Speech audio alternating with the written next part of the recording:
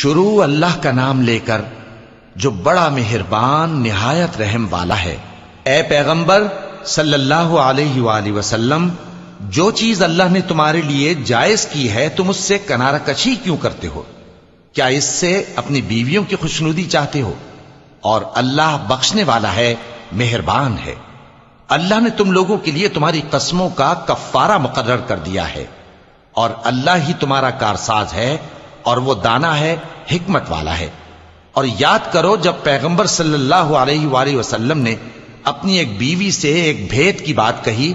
تو اس نے دوسری کو بتا دی، پھر جب اس نے اس کو ظاہر کر دیا اور اللہ نے اس حال سے پیغمبر صلی اللہ علیہ وآلہ وسلم کو آگاہ کر دیا تو پیغمبر صلی اللہ علیہ وآلہ وسلم نے ان بیوی کو وہ بات کچھ تو جتائی اور کچھ نہ بتائی۔ سو جب وہ بات ان کو بتائی تو وہ پوچھنے لگیں کہ آپ کو یہ کس نے بتایا؟ فرمایا کہ مجھے اس نے بتایا ہے جو سب کچھ جاننے والا ہے، خبردار ہے۔ اگر تم دونوں اللہ کے آگے توبہ کرو تو بہتر ہے، کیونکہ تمہارے دل مائل ہو ہی گئے ہیں، اور اگر پیغمبر صلی اللہ علیہ وآلہ وسلم کے خلاف باہم اعانت کرو گی تو اللہ اور جبریل اور نیک کردار مسلمان ان کے حامی اور دوستدار ہیں،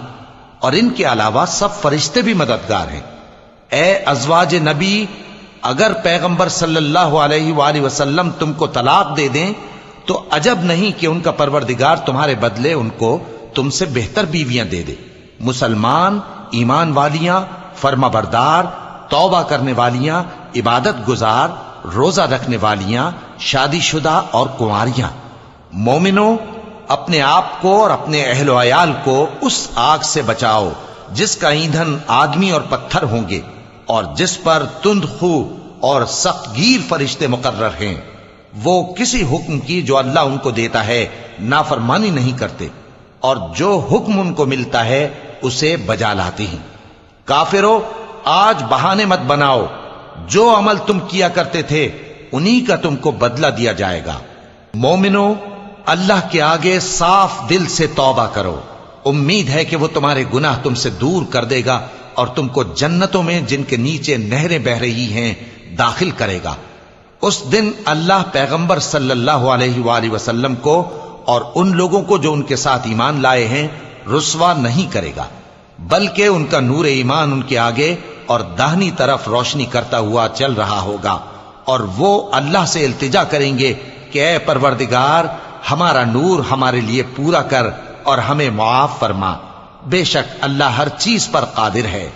اے پیغمبر صلی اللہ علیہ وآلہ وسلم، کافروں اور منافقوں سے جہاد کرو اور ان پر سختی کرو، اور ان کا ٹھکانہ دوزخ ہے اور وہ بہت بری جگہ ہے۔ اللہ نے کافروں کے لیے نوح کی بیوی اور لوط کی بیوی کی مثال بیان فرمائی ہے۔ یہ دونوں ہمارے دو نیک بندوں کے گھر میں تھیں، اور دونوں نے ان سے خیانت کی تو وہ اللہ کے مقابلے میں ان عورتوں کے کچھ بھی کام نہ آئے، اور ان کو حکم دیا گیا کہ دوسرے داخل ہونے والوں کے ساتھ تم بھی دوزخ میں داخل ہو جاؤ۔